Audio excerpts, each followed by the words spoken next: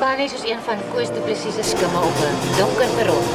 Dit is die Goudstad se grootstasie wat die wegspringplek is vir 'n baie buitengewone en aardige soort feeslikheid. Ons trek vanaand die weg tot Doen aan die ander kant in Kimberley. Nou langs die pad is daar een of twee groot verrassings op julle. Maar ek gaan nie nou al te veel uit die mou uitlaat nie. Julle moet maar saam reis en self kom sien. So vanaand is ek gekonnekteer. So waar is jou kaartjie? En waar is ouma en oupa en ma en kind? Want hierdie stasie en hierdie trein is vanaand Fiesta se wegspringplek. Ons gaan vir julle op 'n onvergeetlike reis na Kimberley. Ek loop nie. Okay, wag eers. Druk gou jou kop uit daar. Druk gou jou kop uit. Ons is besig om te werk, so is 'n bietjie moeilik vir ons. Druk gou jou kop uit daar. Okay. Ons sê eintlik deel, ons is van die televisie, so dis vir ons 'n bietjie moeilik om te kry nie. Ja. Perfect. Okay, en 1 2 3. Nee, ons werk nie. Hou, vat jou hand weg. En daar gaan ons. Ek staan vanaand soos een van Koos Du Plessis se skimme op 'n donker perron. Dis hier by die groot stasie in die Goudstad waar ons wegspring. En ons gaan op 'n baie buitengewone en eienaardige tipe reis tot Doen aan die ander kant in Kimberley. Langs die pad is daar vele verrassings. Maar laat ek nie te veel uit die mou uitlaat nie. Ek dink julle moet maar opklim en saam kom kuier. So waar's ma en pa en ouma en oupa? En bring hy kaartjies, want Fiesta vat julle hierdie keer op 'n onvergeetlike reis. So al met die spore langs, tot by Kimberley, die groot gat, met lekker spooke en diamantstories en lekker mense.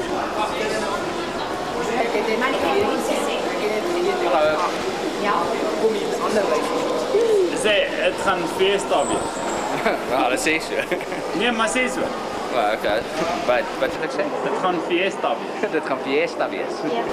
Okay, sê weer. Kom jy nou saam staan? Laat dit, daar gaan ons. Dit gaan Fiesta wees.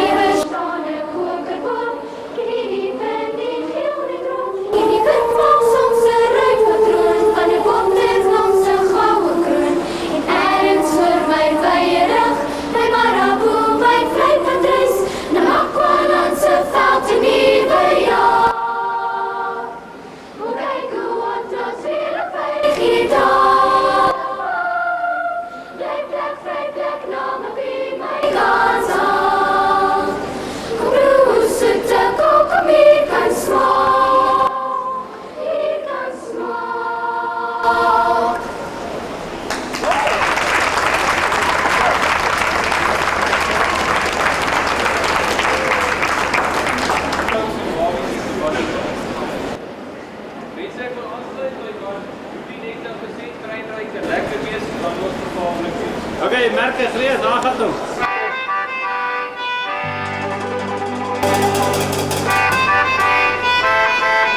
Vooral dat ons oor begin. Oké, Melker, gereed, daar gaat hem.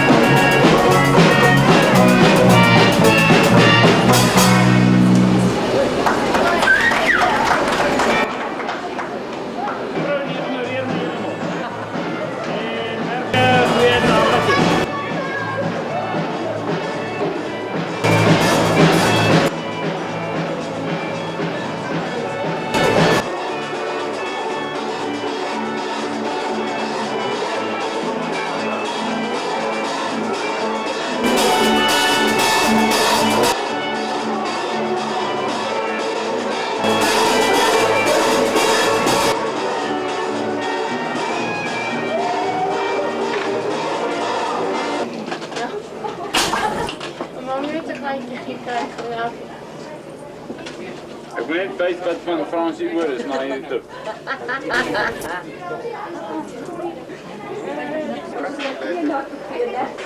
Als je daaronder leeft, is het dan goed, want dan zij wil ik leven. Echt hoog van die ondernemen, want ik kan ook een duim, maar dan kijk ik niet wat ik al As ek sien 'n stuk oragel, dan is ek wel bly ek slaap onder.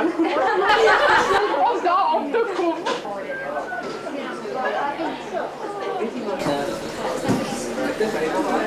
On your marks. Get set and go. Dan klim je hier zo aan.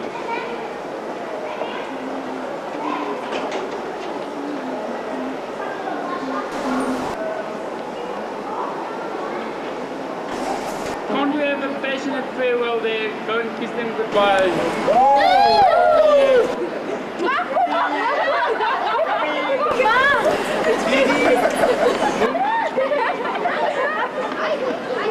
Hier zo links en rechts en dan laat je wacht eerst, dan gaan je zeggen. En op je merken gereden, dan ga je.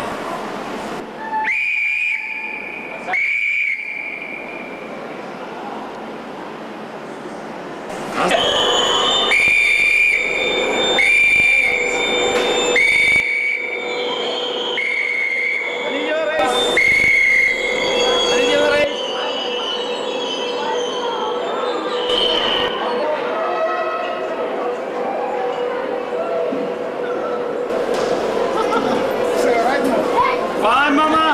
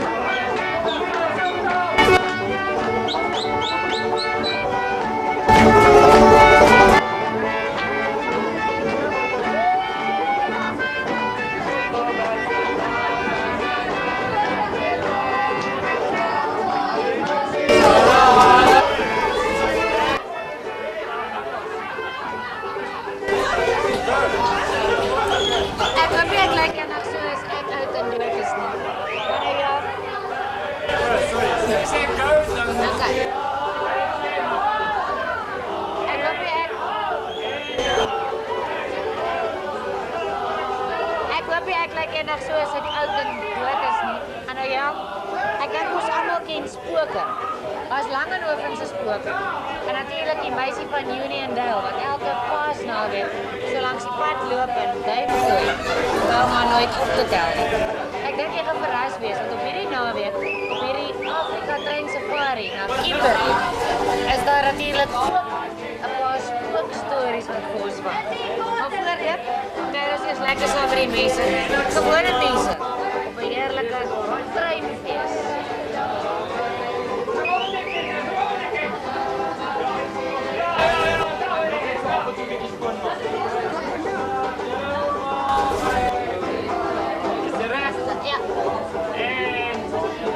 En ek rol agter die kamera.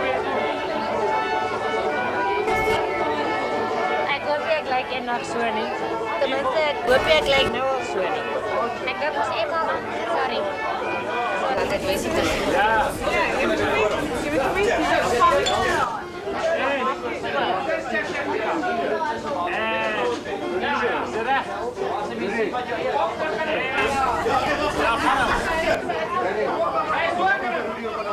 Ek hoop hier is 'n mens in 'n ander wêreld lyk nie. Een ding is verseker. Daar is voorwaarts spooke. Later hoor van ons baie spookstories vertel. Ons ken nou al die stories van die meisie van Uniondale wat pas naweek sy met haar duif in die lug so langs die pad staan. En daarom nooit 'n stop om op te lei. Hierdie naweek is ek treinfees. Maar een van die eerste verrassings is die feit dat hier 'n gewone trein of 'n gewone fees is nie. Want in Kimberley, 'n plek waar daar baie geskiedenis is, 'n plek waar baie mense van gister nog rondwaal. Wag daar nie, groot verrassing. Was baie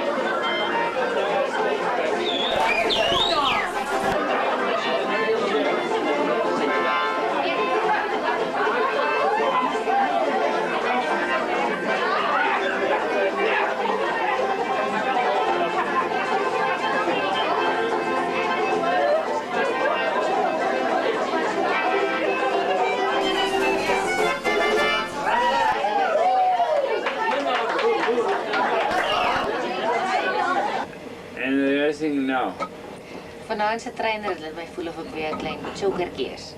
Die geskommel van die waans en die klak oor die spore. Dit vat my stryk na vloe daad. Die dae van mooi herinneringe en die dae van Kimberley se goue diamantvelde. Kom ons jou dit dingie af nie. Okay, wat gaan jy nou sê, diamant? Ja, hou links, Lonie.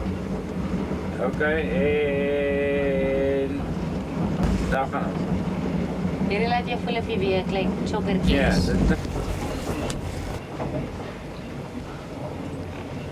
Okay, maar nou moet ons nou mooi saamwerk met hierdie afswitch. Diamantvelde is my laaste woord. Okay. Nou gaan jy insnymer, nie? Ja. Maar dan gaan jy my kraas. Kom. Jy gaan ons nou insnymer. Okay, maar anyway, Ek gaan nie snork nie. Okay. Melker. Tyd vir die liggaste. Gereed. Gaan. Ek weet nie wanneer laas ek trein gery het, seker toe ek 'n klein chokkertjie was. En ek is seker baie van julle wat ook al vergeet van die leksheid wat so baie van ons geken het in die verlede. Daai skommel van die waas en die klik-klak oor die spore. En hy teruggaan in die tyd na vervloë dae. Maar daar is sulke dae. En hierdie keer gaan ons 'n draai maak op Kimberley met sy wonderlike geskiedenis en sy diamantvelde. Tussen treine, tussen stasies, lê daar passies, net die leë spore, tussen treine, tussen stasies, lê die leë spasies van die onskuld.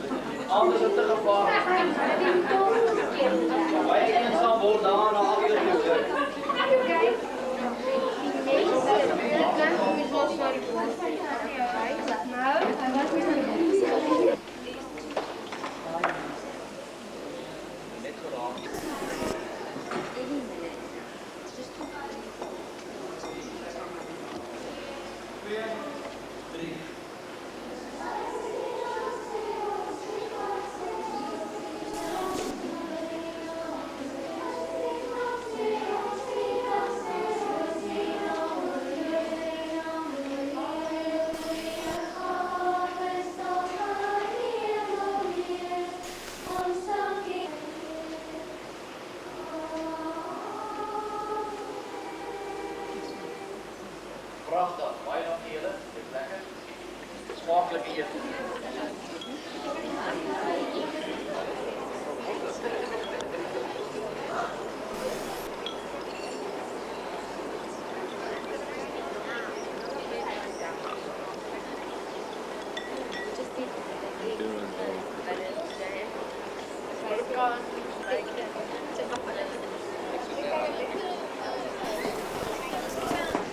staatswet hier gaan neem. Wat baie interessant was, die volgende dag toe hy terugkom, toe het hy 'n handvol diamante wat hy opgetel het. En oornag het hierdie delwers na hierdie koppie toe getrek. Letterlik oornag, hulle het in die later het hierdie hele plek gelyk amper nou soos hierdie klein skare hier voor my nie. Soos mense van Rusland en Australië en oral oor van ander delwerye in die omgewing, almal het hiernatoe gestorm loop letterlik. So het die koppie later verander in 'n gat. En wat interessant, wanneer dit reën, dan word hierdie goed slag en dan stoor dit in en dan gaan vaar en dood en dit is moeilik staan. Okay. Wat uiteindelik gebeur het, dit was 'n groot gemors hier agter. Nie net vanweer die veiligheidsgevaar nie, maar daar was onderlinge bekleierery ook.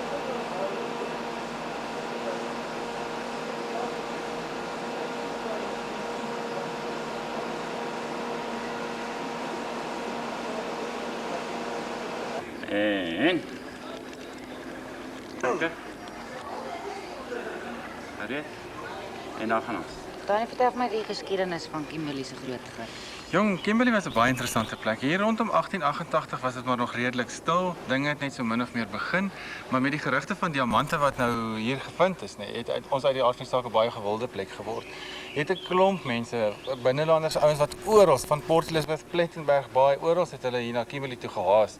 Onder andere mense van die buiteland, Rusland mense, Australiërs, uit die aard van die saak 'n klomp mense van Engeland, almal hiernatoe gekom op soek na groot rykdom. Amper soos ons later vandag het hulle die diamante basies beskou as 'n kort pad na die skus. So, ouwe shoulder begin. Okay. Daar sit. En Melker, Greet, daar gaan ons. Johan, vertel vir my van hierdie ryk geskiedenis van Kimberley se grootheid. Ja, Kimberley is 'n baie interessante plek. Hier rondom 1888 was dinge nog maar redelik stil, maar dis waar alles eintlik begin het. Die gerugte van diamante wat hier gevind is, het natuurlik vir ons 'n baie gewilde plek gemaak. En ewe skielik het al wat Suid-Afrikaners hiernatoe gekom.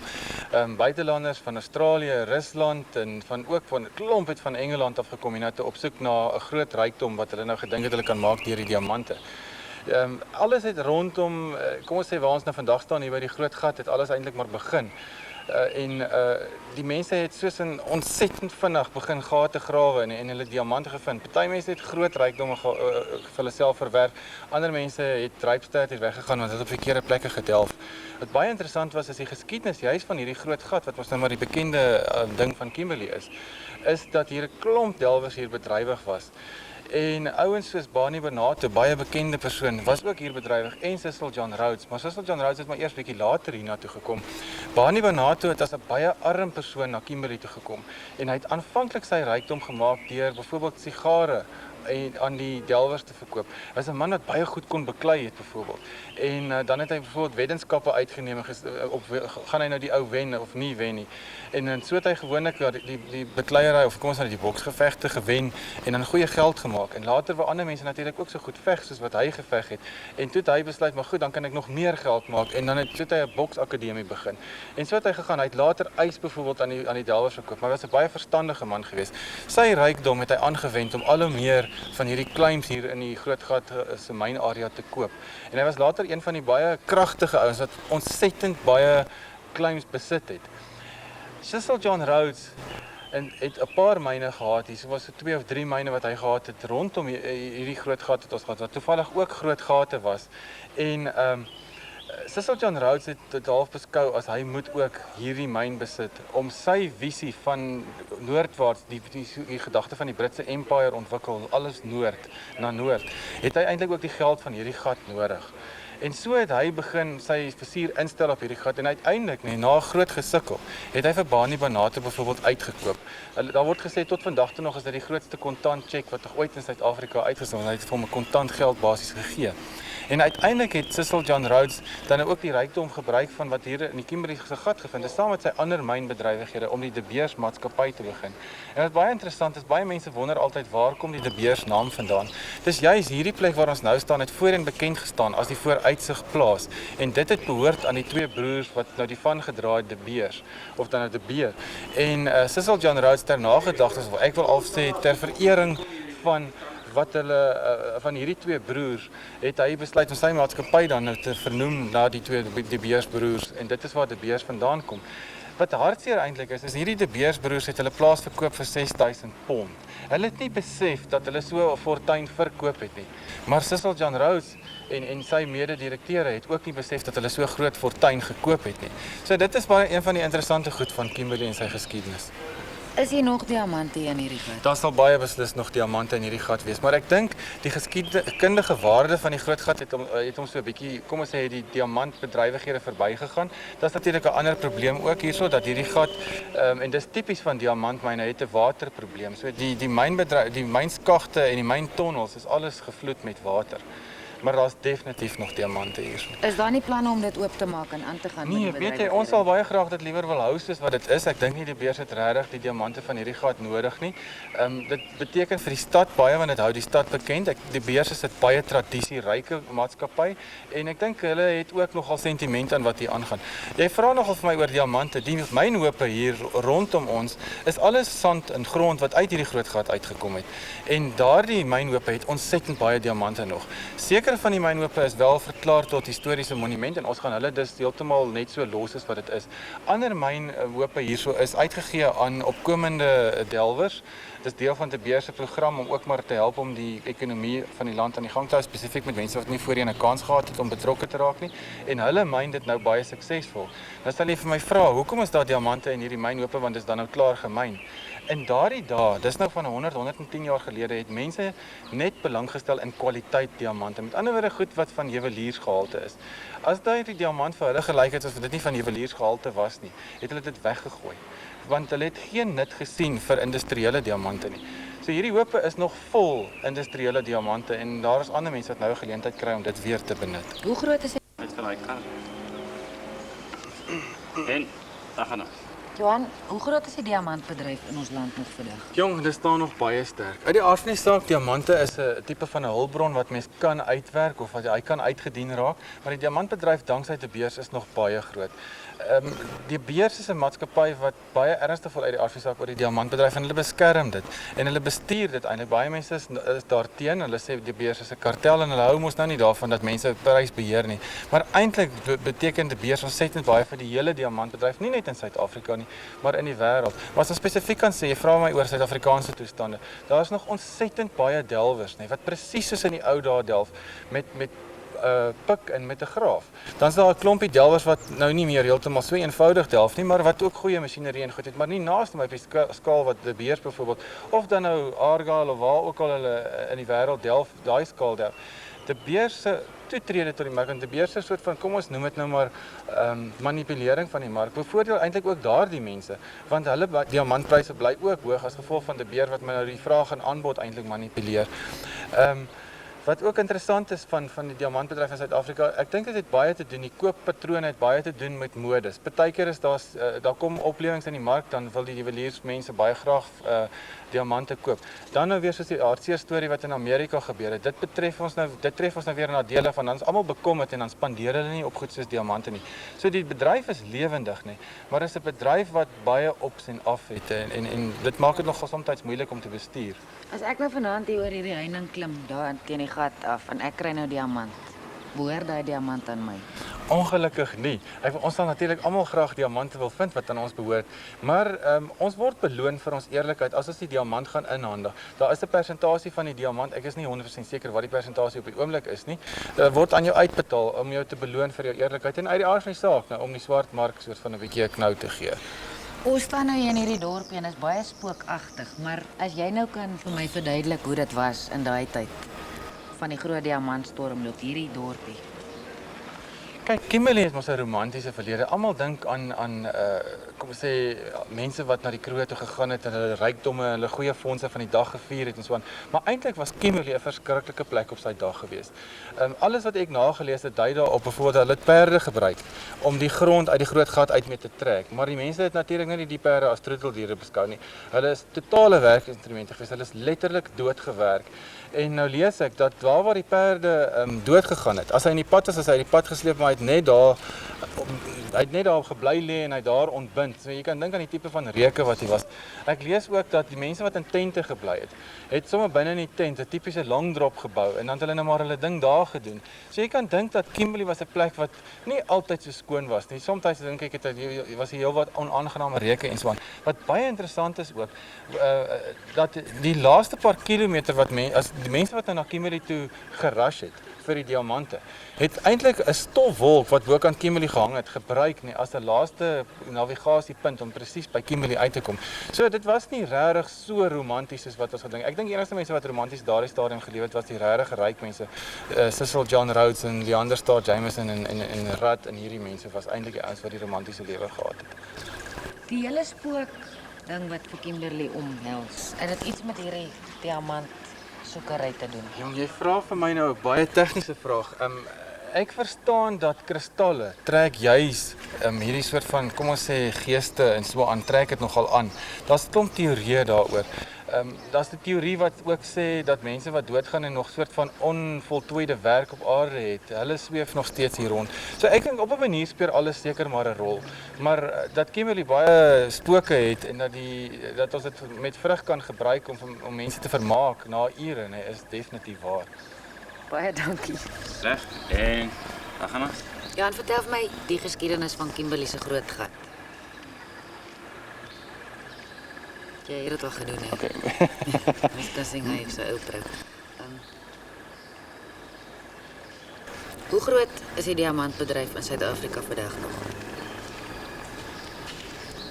As ek nou vanaand hier oor een van hierdie heininge klim en ek gaan kry nou vir my daar diamant daar langs die gat, behoort dit aan my. Ons het almal hierdie idee oor Kimberley en as mens hier staan, is dit amper so 'n spookdorpie, maar hoe was Kimberley aan daai dag van die groot diamantstorm dan?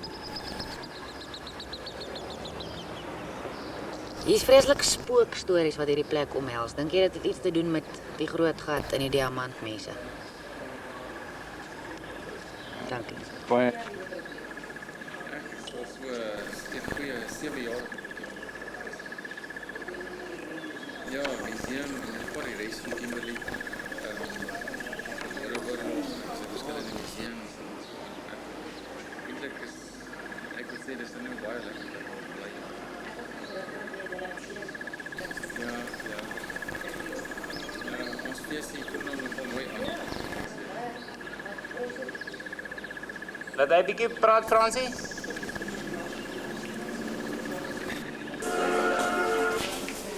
Ja, loop hier kan die Fransie aan, sien ek agterkom. Ja, dit is nie mooi gaan.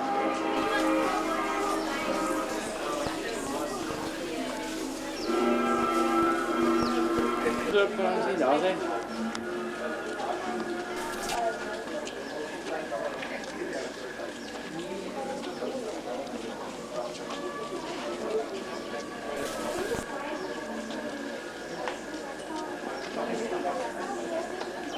Kom maar voorbij.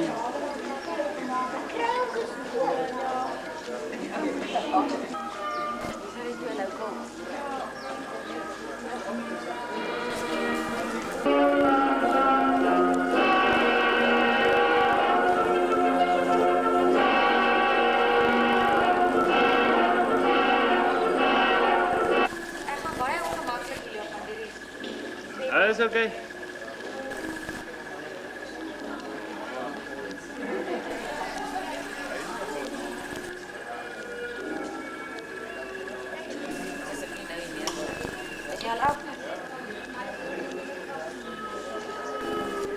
Dankie.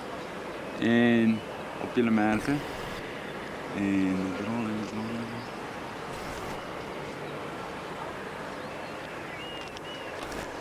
Die groot gat by Kimberley het vreeslik baie stories om te vertel. Dit vertel van mense wat oral oorgekom het om diamante hier te kom soek en miskien 'n fortuin los te slaan. Party van hulle het wel ryk geword, maar die meeste het plat huis toe gegaan, bitter vinnig moed verloor. Die wat nou nie huis toe gegaan het nie, het hier agtergebly in 'n blikkiesdorp gestig en so het 'n gemeenskap hier wortel geskiet.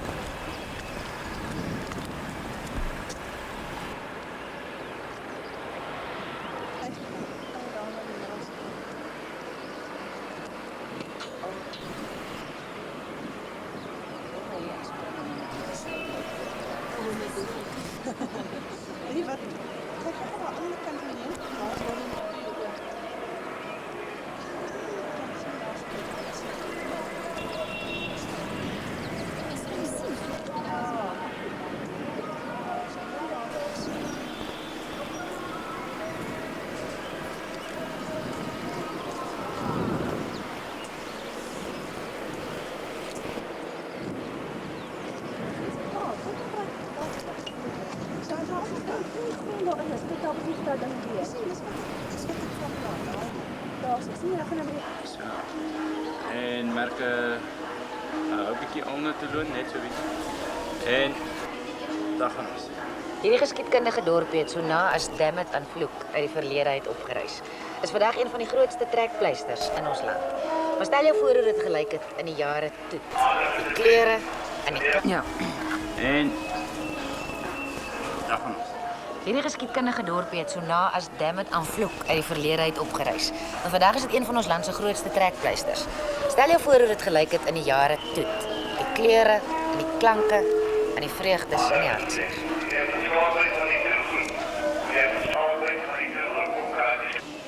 On your marks, get set, here we go. Hierdie geskiedkundige dorpie het so na as Diamante aan vloek uit die verlede uit opgestaan. En vandag is dit een van die grootste trekpleisters in Suid-Afrika. Maar stel jou voor hoe dit gelyk het in die jare toe. Die kleure en die klanke en die vreugdes en die hartseer.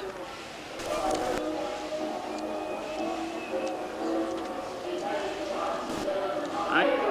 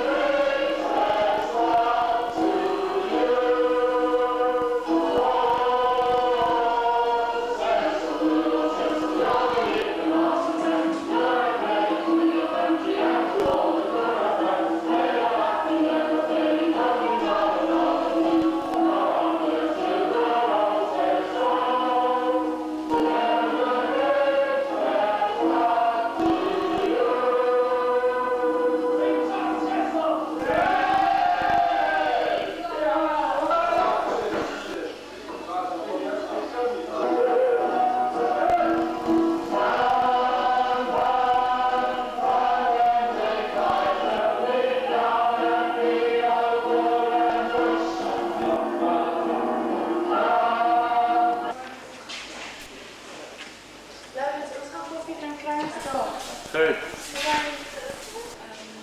Dankie. Dankie.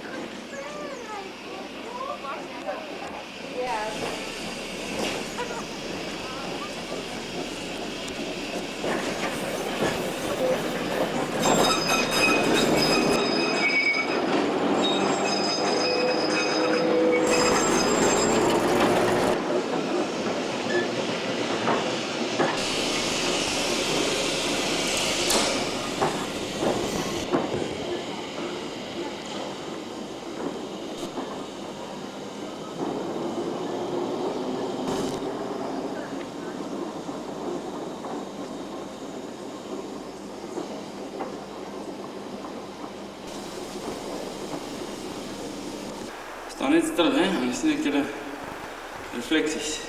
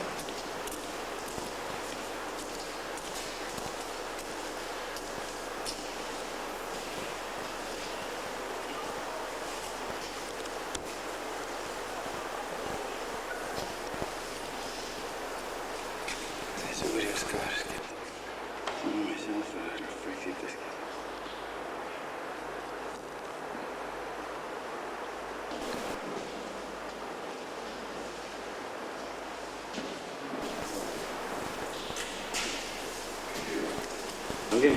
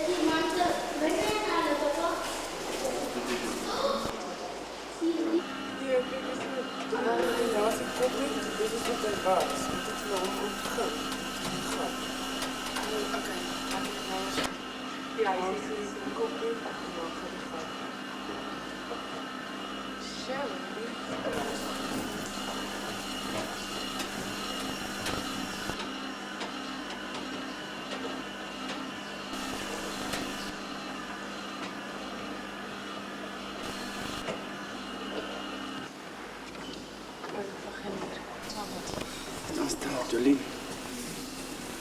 Hij reflecteert. Dan kan ik inzoomen en alles op de printjes.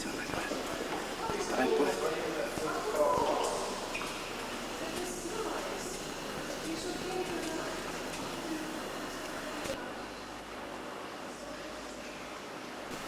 Jenning gegrawe hoor. Het vriest, peren. Ik sien hier refleksie. Nee, nee, is fijn. Dan is het ook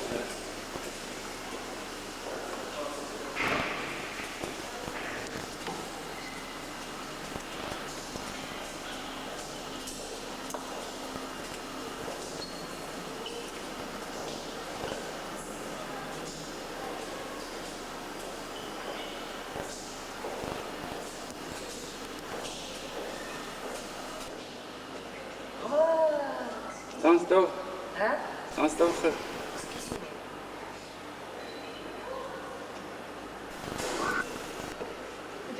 staan.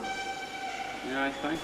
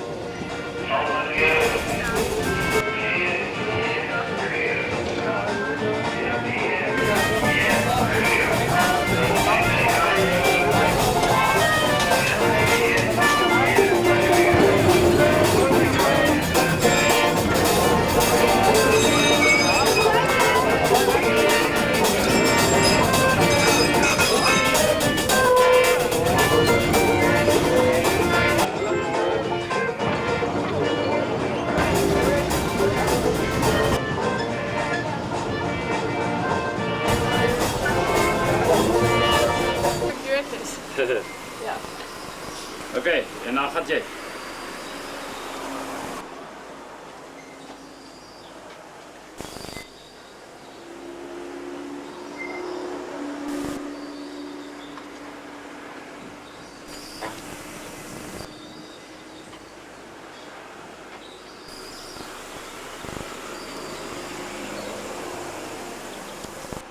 Rillingskrimie.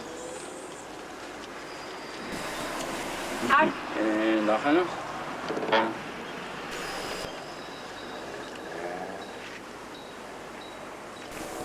Sisa.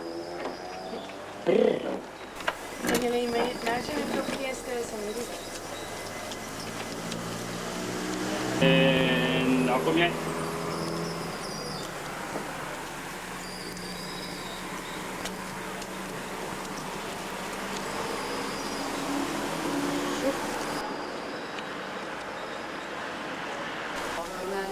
Dan was dit weer uit en dan was dit die weer lights terug en later weer 3 of 4 weken. Dit kost niet meer, maar het is 20.000 voor. How fabulous.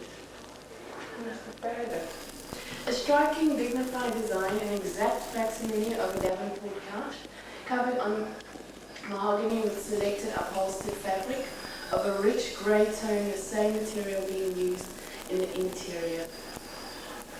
Handles included with plastic. Op de merken gereed, dan gaat jij. Oké, dan moet je dit draaien. Hoeveel lang draai mens? Oké.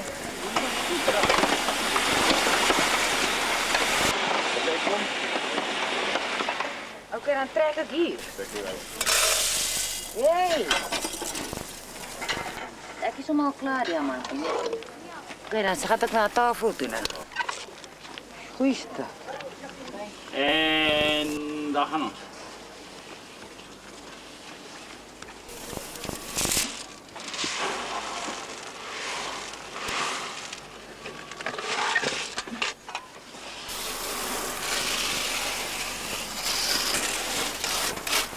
Meneer voor ons lukt.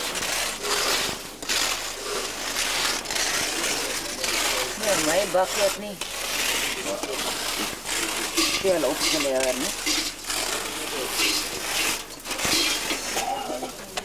Erbij en soep.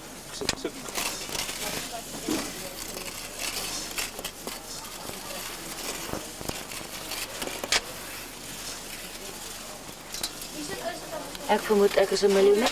En dan gaan ons. Ek is 'n miljonair. Hoeveel meer so?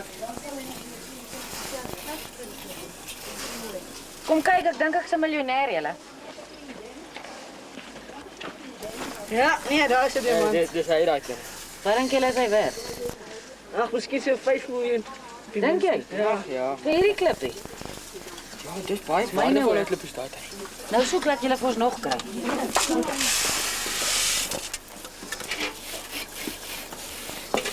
Ek is nie tevrede met net een nie. Ek is baie lief. Ha, ek het nog een.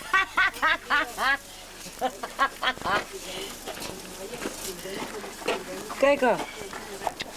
Ag nee. Jy het dan net al die lag. Ek is nou op 10 miljoen ster. Dan hou jou aan mooi stel. Nou wat is daai blou tussenin? Reken julle. Nee, ek het nie 'n idee nie. Wat gee julle my vir? En jy bakkie vol klippies. Ja? Ga soek.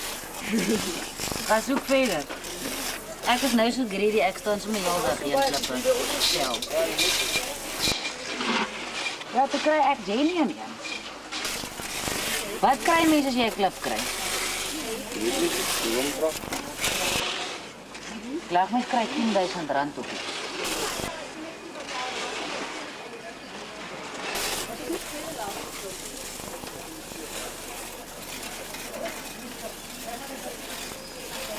Oké, hier kom jij. Ek het 2 diamante gekry. 2 diamante kry, right? Dan moet jy 2 pryse kies. Ja? Wat is dit? Ek dink ek kry R1 miljoen terug. Die ongelukkige dan van die klein prysies. Mag ek 'n poskar? Jy kan koop. By dit. O, dis mooi. Die wil daai een hè. En dan soek jy nou vir jou ander mooie uit. Okay. Dan gee vir jou ander mooi een sound op. Nee, is niet zo. Iedereen is mooi. Wat is die grootste prijs wat ik kan geven? Diamant is die groot prijs. Diamant, die kan niet diamant zijn. En hoeveel is dat? Dat is binnen zo'n 1500. Oei, ja, dan neem ik mijzelf op. Wat moet jij... Wij zijn een keer al, sorry hoor. 1500 diamant kan niet winnen als je die clipje krijgt. En als je boonste krijgt, is zo plus minus 200 dans. Maar als jij naar die clipjes ziet, hij is obviously baie duidelijk. Hij is mooi duidelijk, je kan hem mooi duidelijk zien. Oh, fantastisch, maar baie, dat is een groot prijs, jullie baie dan. Ja, dat is nog een mooie postkaart. Ja. Wat is de prijs kan nou winnen? Wat is de grootste prijs? Wat is de grootste prijs wat mensen kan winnen? Diamant, dat is de grootste prijs. Diamant? Diamant, enige, je kan zeggen van het treinkaartje tot de diamant kan niet. Goeiste, en dan wat maak je met... Die lichtblauw is jouw kleine prijsje. Ja? Dan krijg je een andere prijs aan en je oranje en dan is die ene is jouw prijs wat je kan met Ik diamanten. zal nog moeten gaan delven. Is dat... En Melker, Greta, gaan jij?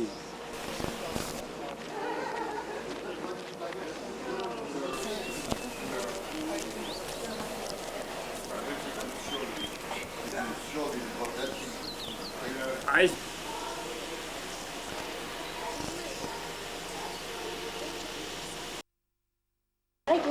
Diep lekker.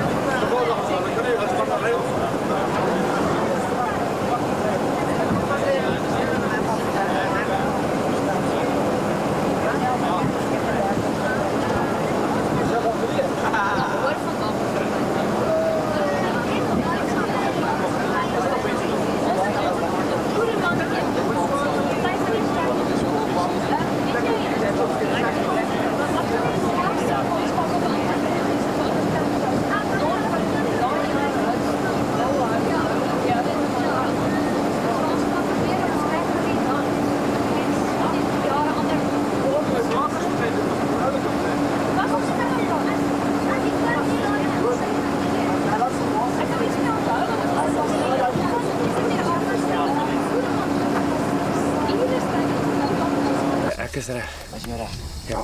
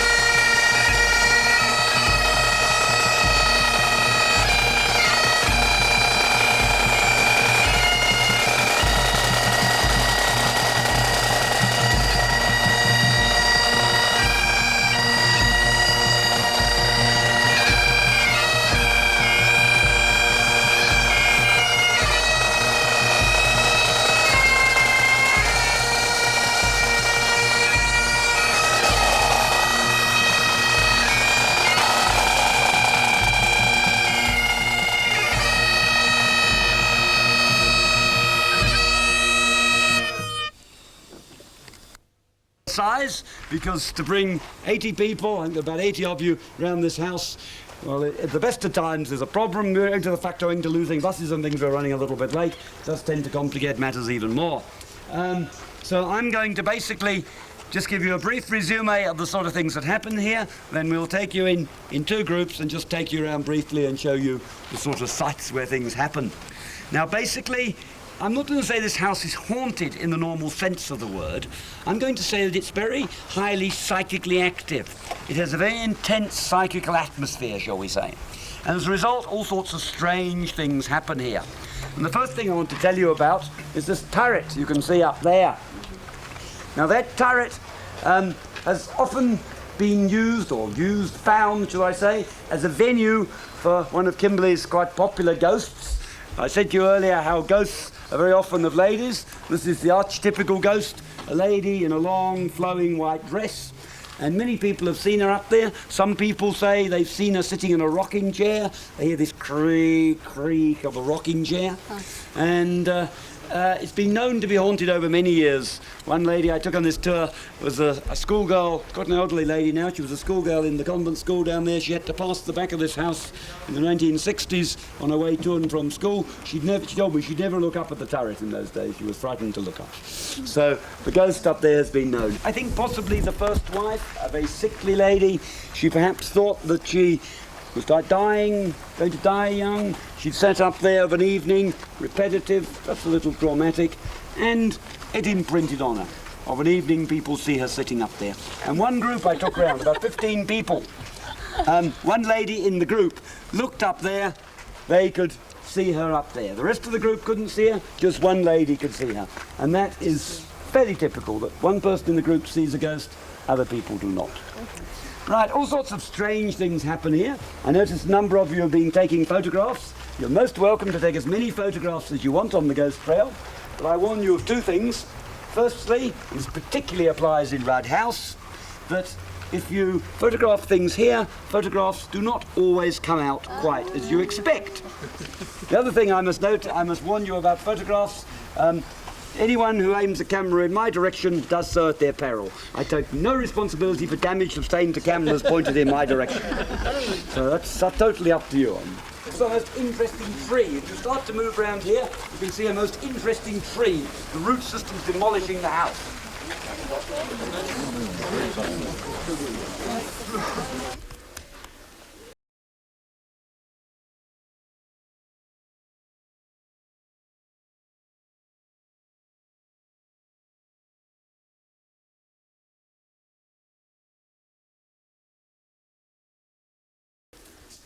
En Melker het die gaan.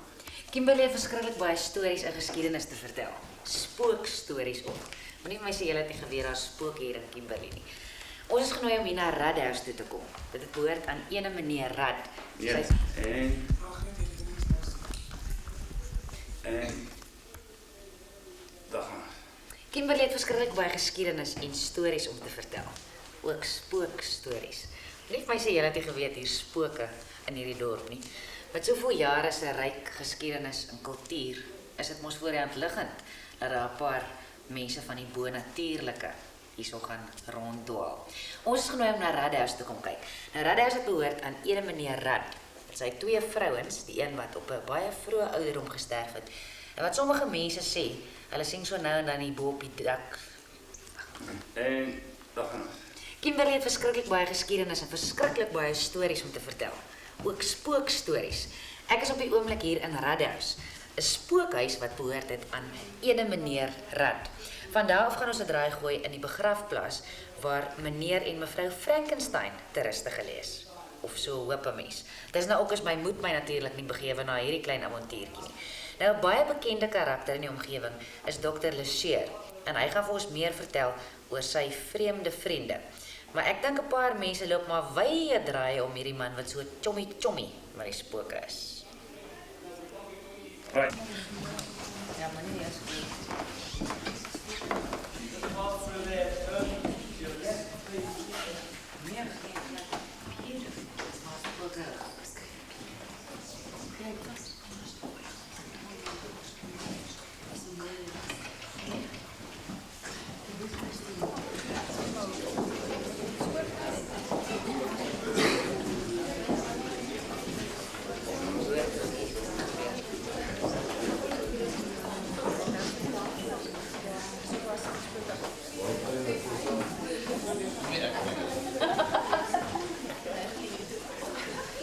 Room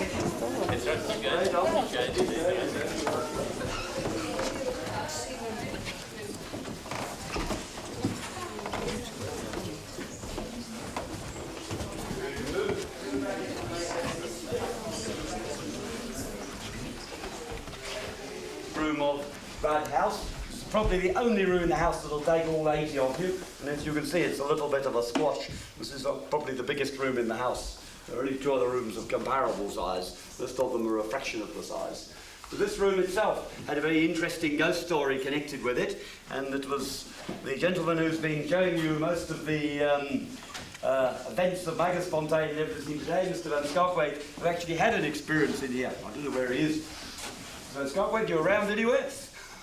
Silence, I'll have to tell you. He wants to avoid telling you the story, that's what it is. Crockery smashing, cutlery smashing, things flying around from a room in the kitchen, or near the kitchen, which I'll show you in a moment.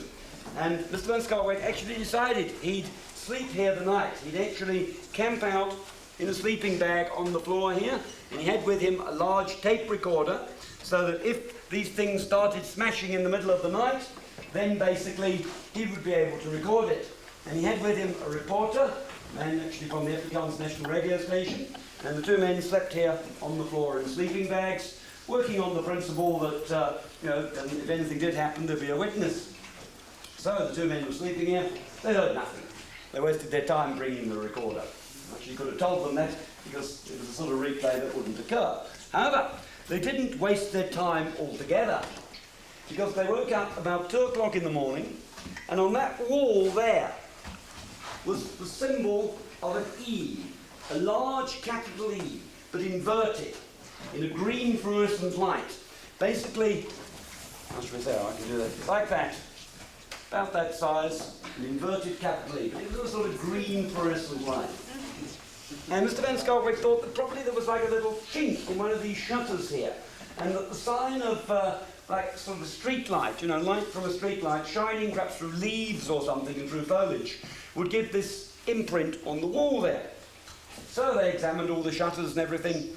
There was no chink, no little slit, no broken shutter. They looked through into that room there, no broken shutters, nothing.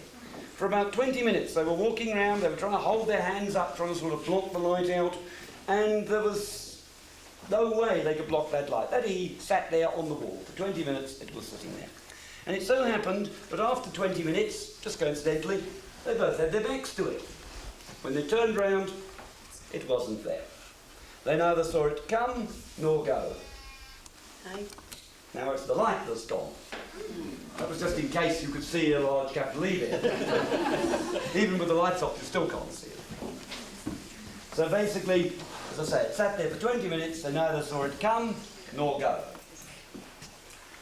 And they never did find out what it was. But I think, again, you're getting a replay. I said that things replay under certain circumstances. I told you Mr. Rudd died here in 1961.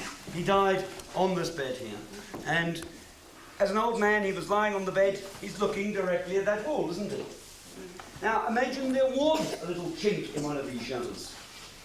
Imagine light shining through foliage gave this shape of an E. I think probably the shape of the E is irrelevant.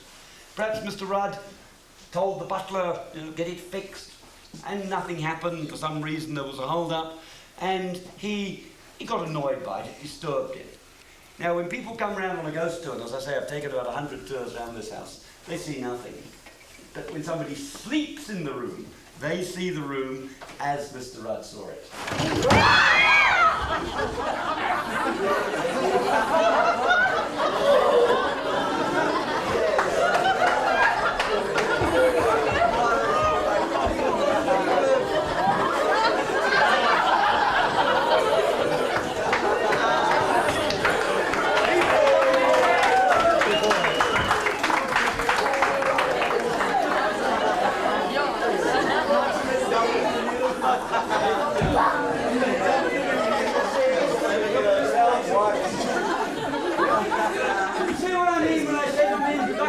Sometimes people want a money back guarantee that nothing is going to happen. Last time somebody tried that, people were trying to jump through the window. The window did it much better, you get one good bump, which is different on the whole. People were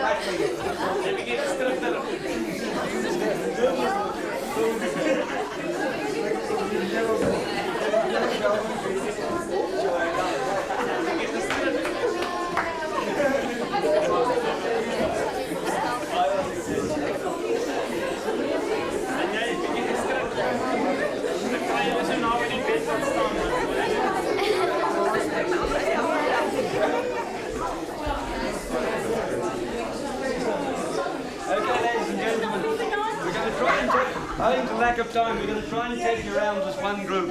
But please be very careful. It's so easy to knock things over, and as I say, there's some pretty valuable antiques here. I've never taken a group. Kyk uit by die venster, ja. Ja, kyk soontoe. Hiernatoe.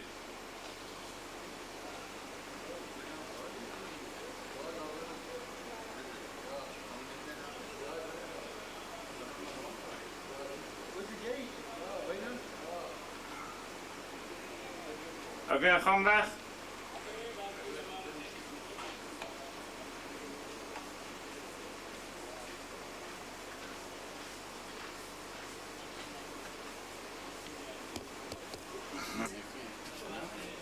Okay.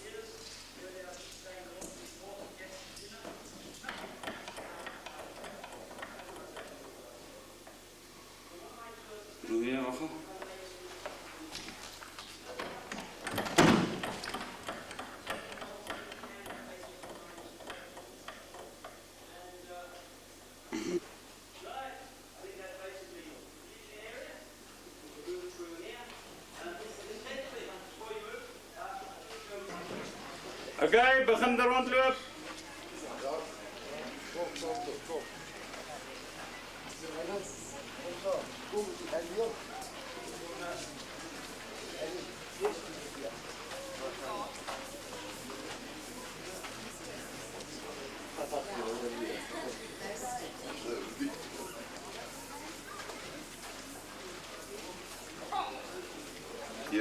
Ja, gaan uit bij die deur.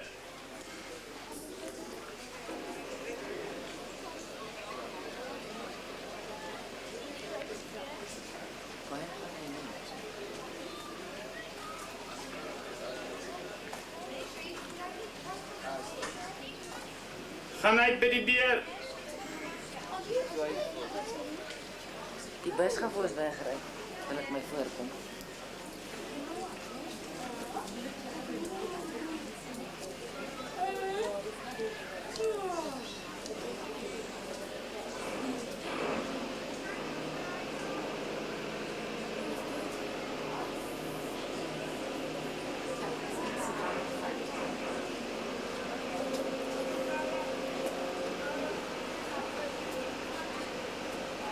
Hulle moet die deur toe wees. Okay, maar mag.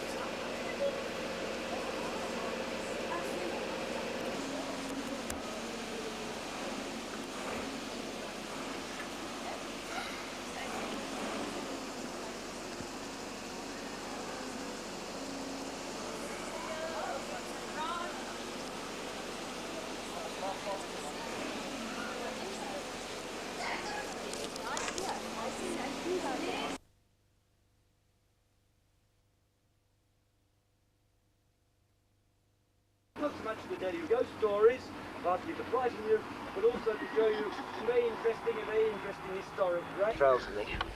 Okay.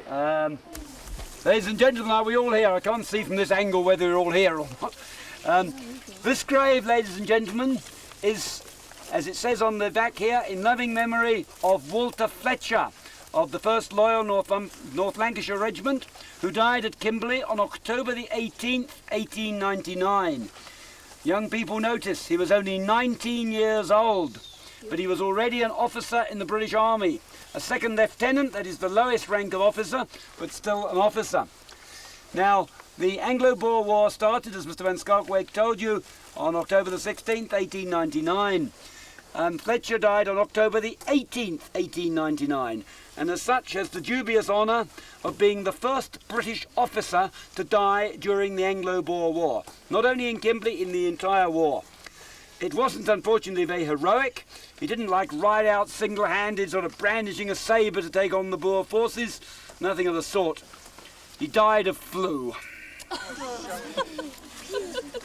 So I don't know if the Boers were practicing biological warfare or something, but I think the poor guy would have died anyway. But he was a serving officer, therefore he does have the honour of being noted as the first British officer to die during the war. He's commemorated as such. But you may notice that there's a pretty thick gravestone here, which leads me on to a question.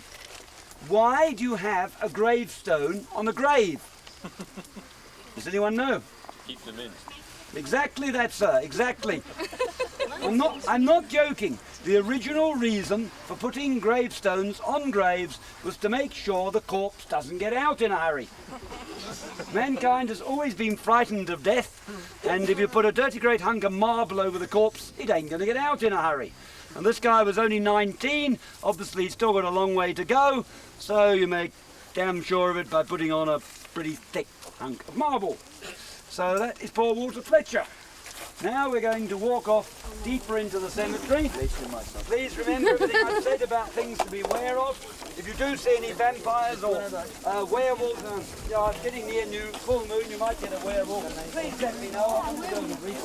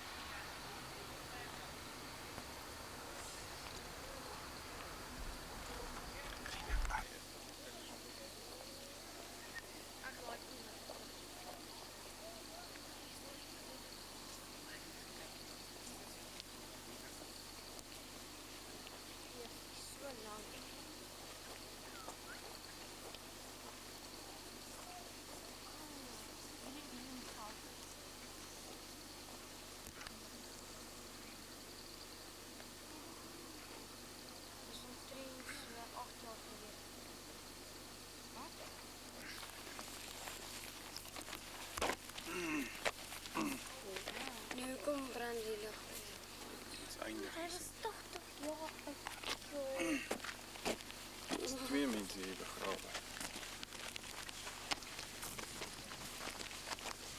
Daai een is bezig om af te branden. Jammer. Oké, wanneer nog ie? Lonie? Is hij aan?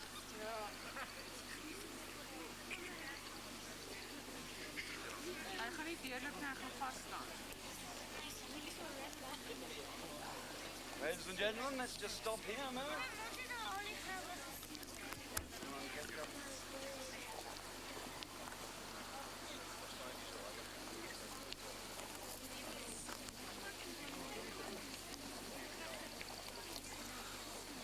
Okay, so I think you'll agree with me. It's a wee bit worth looking Die at. ou foto's praat van dit. Maar dit komt van die Afrikaner biblioteek en Mekaar museum. Oeh, dit is 'n boek. Ek is seker wat ek gebruik het van Mekaar. Ek dink daai boek het ek net die Mekaar museum gebruik. Al die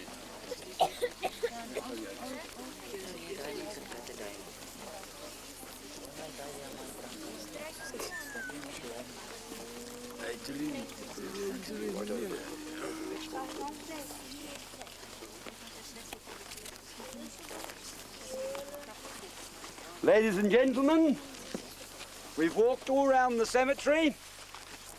We haven't encountered Count Dracula, so I'm going to have to finish here for the next best thing. I kid you not, ladies and gentlemen, the grave of Frankenstein. Here he is, sacred to the memory of Leon Frankenstein, who departed this life September the 15th, 1893, aged 59 years. And on that side, ladies and gentlemen, his wife, Mrs. Frankenstein, who outlived him by many years. Imagine, young ladies, imagine being Miss van der Merwe Miss Potgieter, whatever your names are, and marrying Frankenstein and being Mrs. Frankenstein for the rest of your life. About the only thing that could be worse would be to be Countess Dracula. Am I right? No. As the moon nears its full on what has now turned out to be quite a clear evening, in the dead of night, with oil lamps, I will therefore end the Kimberley Ghost Trail at the grave of Frankenstein. I hope you've enjoyed it. It's been a bit foreshortened tonight, but I hope you've enjoyed the trip.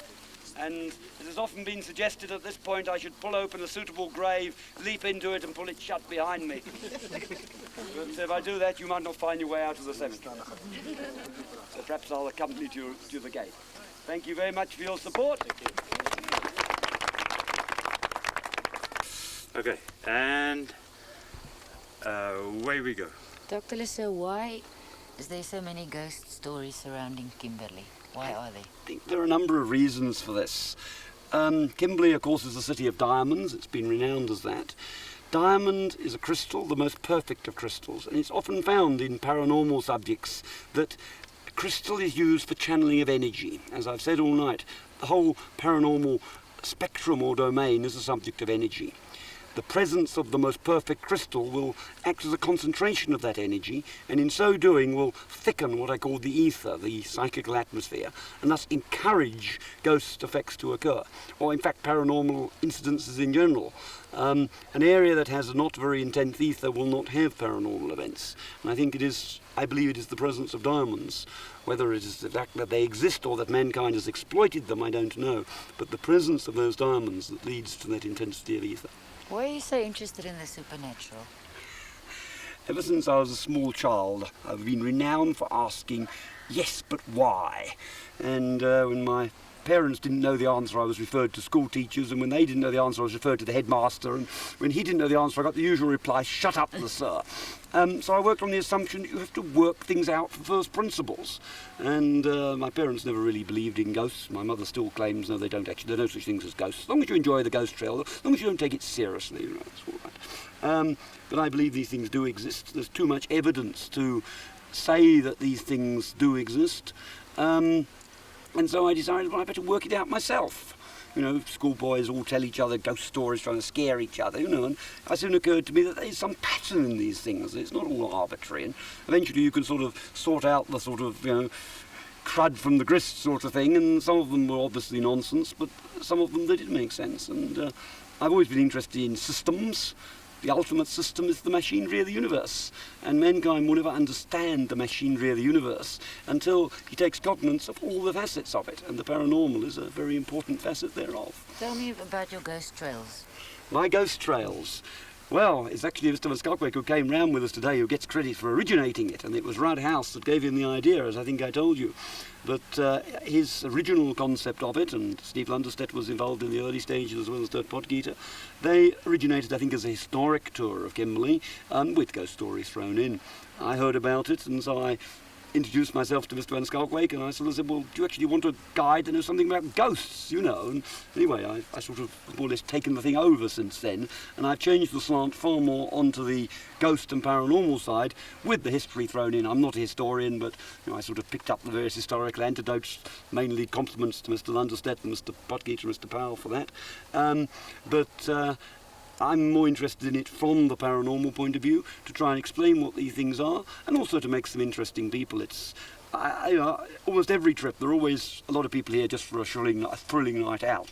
But there's always a few, usually ladies I may add, who really are interested in it. And you know, they come and ask me interesting questions, some of which are very predictable, but every now and again you get a question that really makes me think, you know, and that way my theories grow with everything else, you know, because if something doesn't fit in, if somebody can ask me a question that goes, you know, there's something wrong somewhere, you know, and I have to go away and sort of think about this, and it develops the knowledge of that, because mankind can do all sorts of clever things. I mean, all the high-tech equipment you've got here, cell phones and airplanes and rocket ships that go to Mars and goodness knows what else. But when it comes to the paranormal, mankind is a baby. He doesn't know what he's doing. He's still a world of, I don't use the word religion incorrectly, but you know what I mean, a world of, say, superstition, which is handed down from generation to generation, a lot of half-truths, things that are perhaps partly known, partly understood, and it's all mixed up together. People have all sorts of myths on ghosts that are a mixture of ghost concepts. There is truth in it, but it's a whole lot of things wiggledy-waggle together. And this unbalance, this concentration on the material side without an understanding of the psychical side, will never ever let man understand the universe. And only when man truly understands what I call the machinery of the universe do we really have any hope of getting anywhere. That's my opinion. Thank you. Sommige hier, ja. Ja. Ja. Cover. Dr. Lisse, hoekom is daar so baie spookstories wat vir Kimberley omring? Vertel my van hierdie spookroetes wat julle doen. En waar kom jou belangstelling in die bonatuurlike vandaan? And there the bus is going without us. A couple of people tonight who have had experiences of varying sort. They do fit into these categories. You know, you get. Francis staan so tree terug en dan laat hy bietjie nader kom. Nog bietjie. Oh, you want me to come nearer to you? I thought you were running away from me. Okay, daar, net not so. an uncommon phenomenon. Net so. Okay. People to run away from it. But you know, there is a pattern. You get. I find that the experiences people have do fit into certain normal categories. And I mean, this naughty little girl theory I was having, people that had poltergeist effects, I always say to them, well, a little girl of about sort of 15, 16 in the house at the time, they stop and think, oh yes, you know, and, or they say something about their child, they say, well, it was a girl, I assume. Yes, how did you know that, you know? Well, it always is. Yeah, just keep the lantern in your right hand. Sorry. Yeah, And one lady tonight was telling me a story about a typical phantasm of the dead. She saw someone who she knew very well. He looked perfectly normal. Okay, wacht eers. En dan gaat jullie daar deur, hoor. Okay, daar gaan ons. This is quite scary. I'll never visit this place on my own at night. Oh, it's daily night lawn. Do you actually know all these graves? Not all by any means. I came around here in daytime to sort of loop, find what I wanted and to actually know where I'm going, so I don't get lost. En op jullie merken, gereed, af van ons. Sien julle, dis nie net groot feeste en gebeurlikhede wat feeste dek nie. Enigiets van 'n lekker treintrip tot 'n spookejag en ons is net so gou as nou daarso.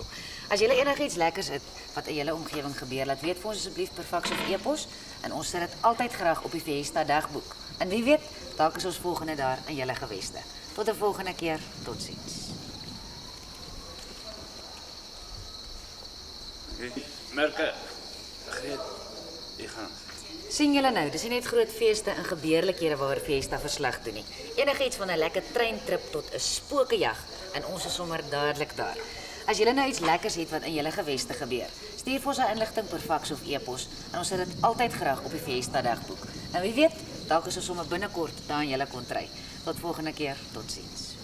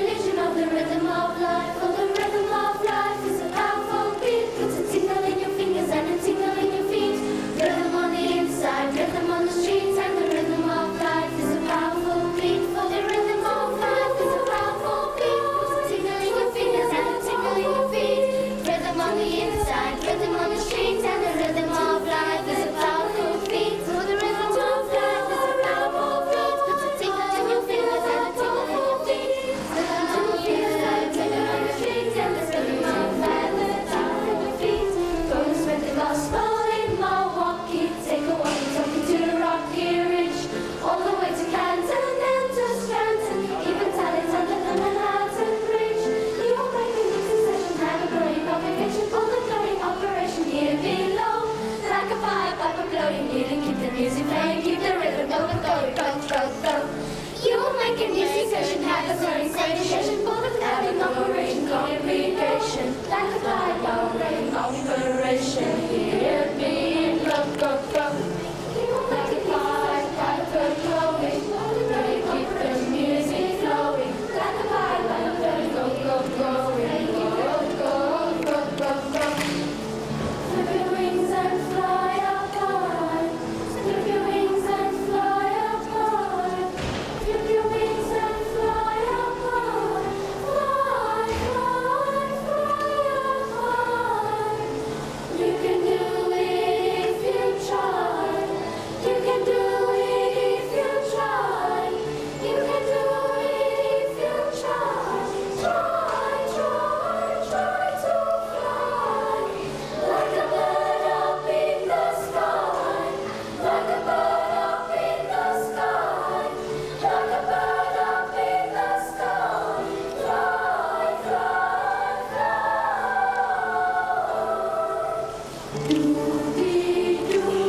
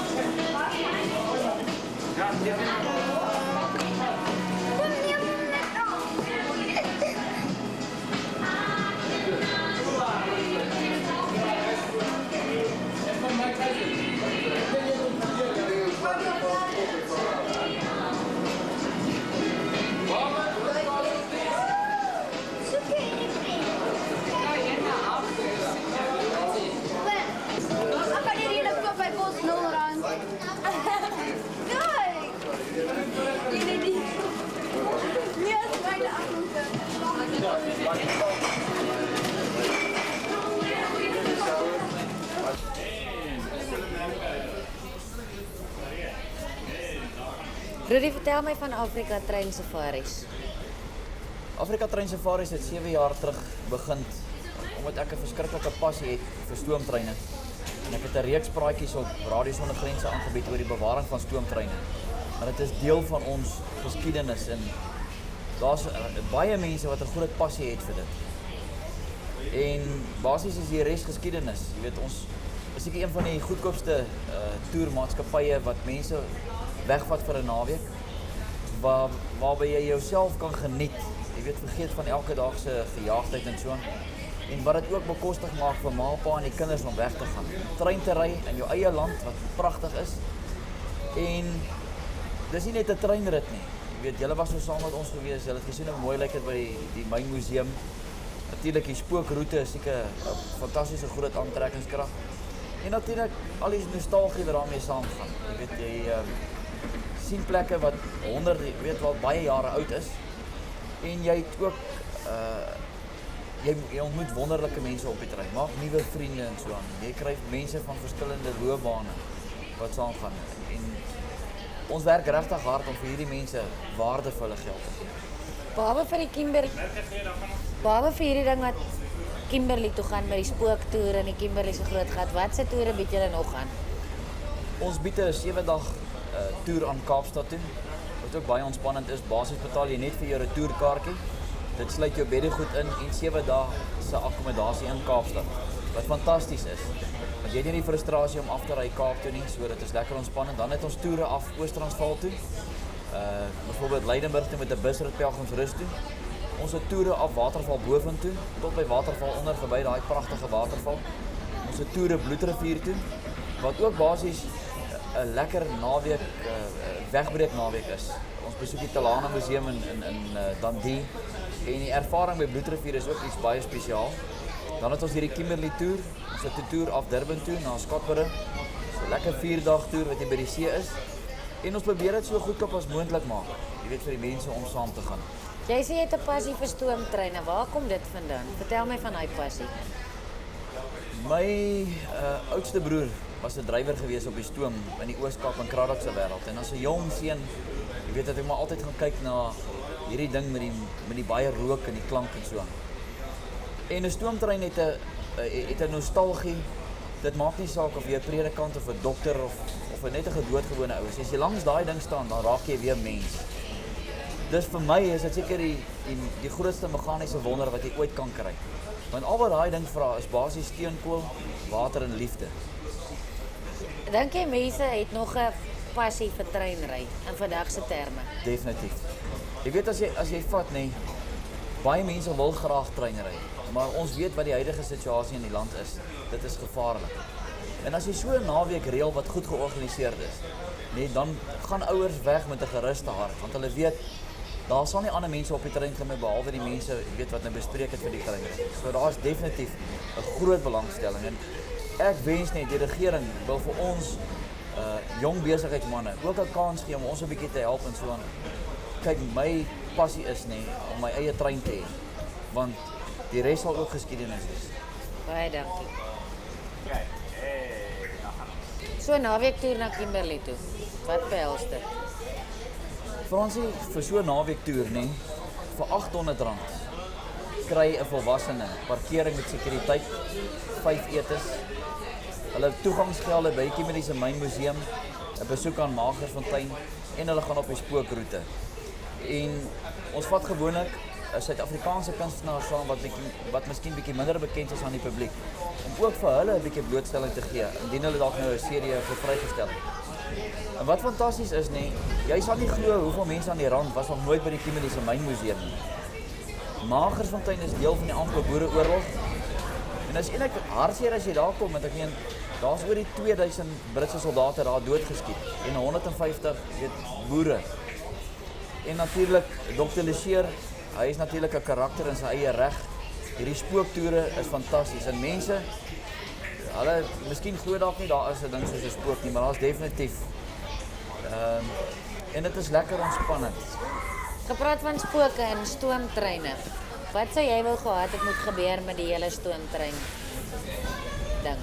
As ek vir jou kan sê nee, die belangstelling wat die mense het ten opsigte van 'n stoomtrein dis ongelooflik. Ek praat nie eers van ons eie mense nie, ek praat van die oorsese toeriste ook. En daar staan honderde van hierdie stoomtreine op 'n plek en so aan. En ek hoop iemand luister. En miskien 'n investor wat geld het en so aan. Jy sal nooit weer terugkyk nie, want weet jy, ons het baie kinders baie keer op ons treintoere. Seker 99% van daai kinders het nog nooit trein gery nie. En seker 100% van hulle weet nie eens wat is 'n stoomtrein nie. En daai stoomtrein het so 'n nostalgie. Jy weet, man, dit is so lekker. Ek sê altyd, as daai stoom engine nou op spoed is, daai beat wat hy maak, nee, is die mooiste simfonie musiek wat jy ooit in jou lewe sal hoor. Baie dankie. Dankie vrou. En daar gaan ons. Ek het jou so lief soos Boelie lief. Rudy, vertel my van Afrika trein safaris. Praat net ietsie, Rudy. Okay, ja. praat net weer. Rudy, vertel my van Afrika trein safaris. Afrika trein safaris is seker die beste spoortoer maatskappy wat jy kan kry in die land. Behalwe vir die ding wat jy Ekskuus. En dan gaan dit. Behalwe vir die heerlike trip wat jy Kimberley toe doen. Wat doen julle nog? Ons gaan af Oos-Transvaal toe, ons gaan af Waterval Boventoe, Kimberley toe, Durban toe, Kaapstad toe. Jy het 'n verskriklike passie vir stoomtreine. Waar kom dit vandaan? Vertel my van daai passie. Met 'n broer wat groot geword het op die stoomlokomotief aan Kraadok in die Oos-Kaap, maar altyd en ek dit vir jou gesê. Wat behels so 'n toer na Kimberley toe? So 'n naweek toer vir R800 kry jy jou parkering met sekuriteit, 5 etes, besoeke aan Kimberley se myn. Dink jy mense het nog 'n groot genoeg passie vir treine? Hulle het 'n verskriklike groot passie. Daar's definitief 'n groot mark vir hierdie wat ons aanbied. Jy het 'n passie vir 'n stoomtrein. Wat sê jy wou gehad het met die hele stoomtrein era gebeur? Ek sou baie graag wou gehad het die regering moet daadwerklik iets nog 'n groot ding doen om dit te bewaar vir ons kinders. Fantasties.